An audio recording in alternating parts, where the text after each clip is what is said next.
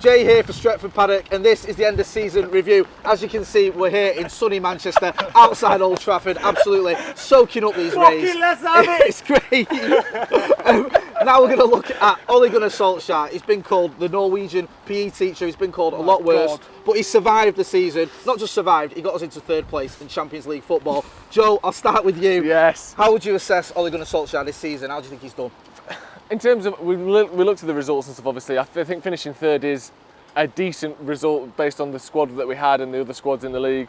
But in terms of the way he's handled criticism, the way he's handled things in the press, the way he started the season by, taking out some of the biggest earners in the squad, and Lukaku and Sanchez and even the likes of Smalling, who seem to be a sort of perennial maybe kind of centre-back. And he's done the things that other managers have struggled to do by actually getting rid of some of these players that we can all agree shouldn't really be at the club anymore. Obviously some of them on loan, but all with a view to long-term deals.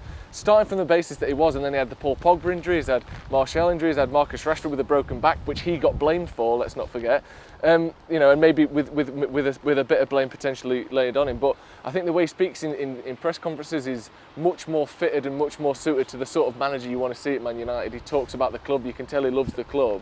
He's the sort of person that you want there. I think, as far as him specifically, I've been really happy with him, and I think he's handled criticism very well, and he's come out and been aggressive when he needs to, when we've seen it on the touchline. But also, he seems to not fall out with everyone like Jose did, where you have a bad performance and you're never playing for me again.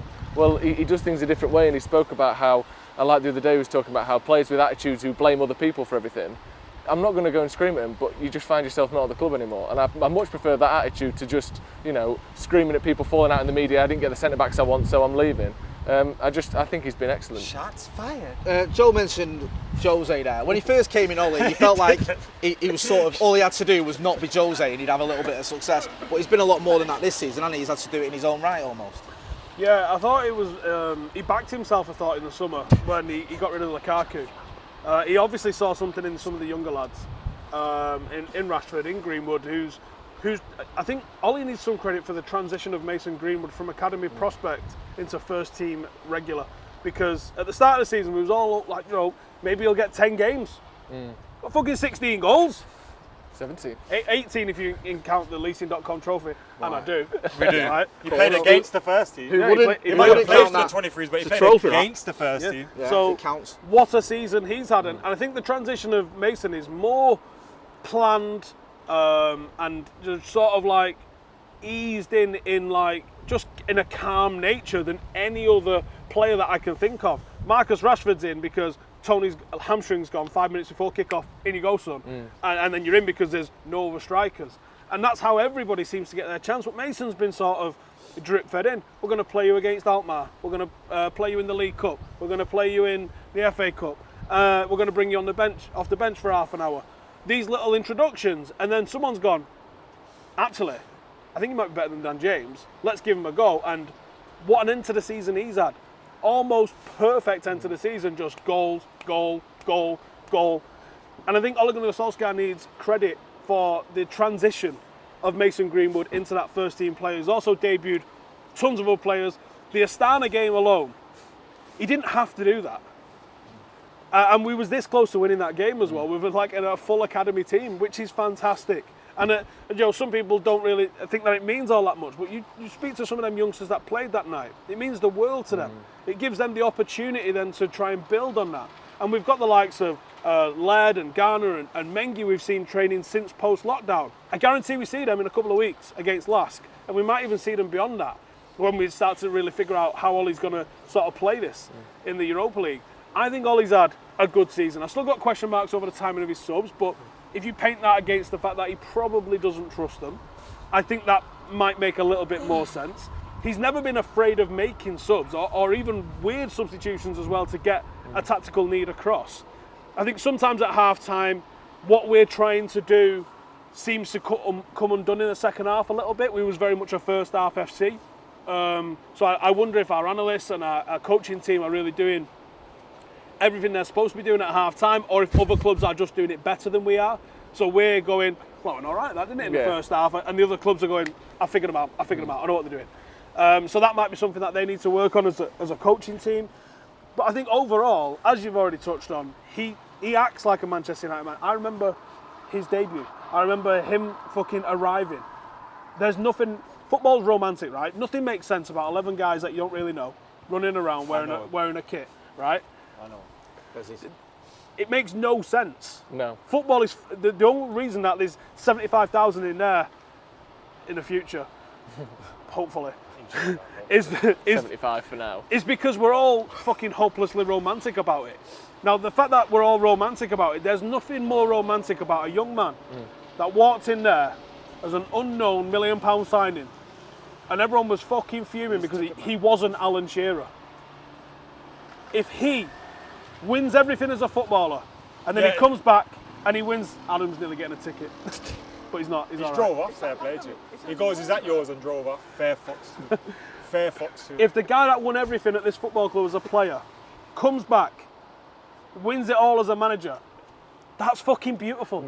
Oh man, I'll cry. Real tears. I'll cry big fat manly tears if that happens. Yeah, if that happens, because he's doing things for the good of the club. He's not done it for him. And you think about the start of the season, when he was playing Andreas Pereira and he was playing all these guys, and he'd come out after a bad result and he'd smile or something, or he'd say the wrong thing, or he'd be too positive and people would get onto his back. He was doing that because that was what we had. We had to work with Andreas Pereira and all these guys, and him coming out and saying, he's shit, he's shit, he's shit. It's not going to get us anywhere, so you've got to keep them on side. Did that. But you've seen, as soon as he got the players that were good enough, they haven't played no more. They've not been around no more. Do you know what I mean? So it's like he's doing the job that he needs to be done. And you brought out a perfect quote in regards to his treatment of the players and how he deals with them. It's very behind closed doors. If anything's going to happen, see you later behind closed doors. But in front of public, I'm going to be, Manchester United manager, and I'm going to represent the club in the best way. And he's done that. He's making decisions for the best of the club. And I think him being a successful player in a big squad means that he knows how to treat these players. He knows how to talk to them. He knows how to come across to them. And I think if you just look at Marshall and Rashford, those boys, and Greenwood, you can add them into the mix. But I mentioned Marshall and Rashford because they've just pocket. It's but it's for the green screen. Next slide. Click. Marshall and Rashford have been here, playing longer than Greenwood. But I mean, them boys under Mourinho, they didn't enjoy their football. No. They didn't feel love. They weren't encouraged.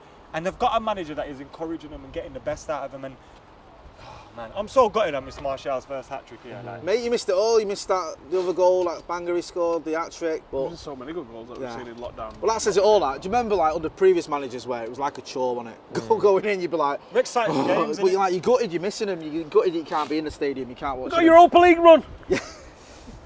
Still got the Europa League. Looking back now, a lot of people questioned it when Ole was appointed. I'm just going to round this up quickly. Right decision now, completely justified? Oh, fuck off, Jay. Yeah? Of course it was. Yeah? What's the question? People question it when Ole was appointed because from the he had experience, but do you think he's sort of quashed all that now? His attitude he's is earned right, man. time, he's earned backing, and he's earned our support, and he's earned people like myself who, I love Ole Gunnar Solskjaer. I remember I shed one tear when he retired because I remember thinking I love this guy. And I remember when he scored against Charlton and bowed to the away fans. Those moments live with me in it. And it's I want him to succeed. I want him to win trophies, but I've had doubts. I think he's earned the right for us to say, he deserves this summer to sort the team out and go again next season. And hopefully, 20 brings on 21 or something in 2021? Is that what we're going for? 2021, 2021, 20 brings on 21 in 2021? Very quickly. Yeah. Oh, 20. Come on. Long term, can Ole do it? Do you think he can be a success here long term? Well, he's shown already that the team the ship is turning in the right direction for the first time in a long time. So if anyone can, quick turning he ship can. that. I like it. The ship is turning, Ole's at the wheel, whatever analogy you want to use, it's all looking good. We've all been impressed with him so far.